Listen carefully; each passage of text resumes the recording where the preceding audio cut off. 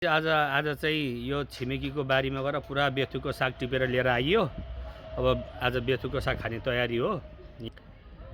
यहाँ धुँदैछु बेथुको साग।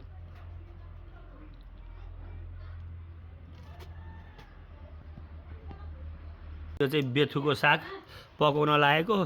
खोर्सानी सोर्सानी जिरा डढाइयो, साग नि हाल्यो, लास्टमा लसुन हाल्न बिर्सेछ। फेरि कराई निकालेर लसुन हालेर फेरि अब यहाँ पकाउन लाग्यो। साग हालेर फेरि निकालेर पकाइयो।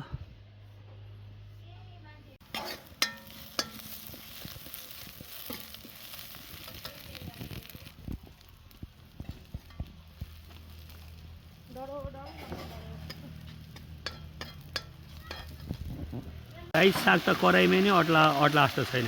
यहाँ यति छ, यहाँ यति छ। अब पाक्दाखेरि घट्छ होला। यो चाहिँ हाम्रो चुलो। आज नयाँ चुलो लिएर आएको। जाडोमा दाउरामा ठिक होला जस्तो भन्दा।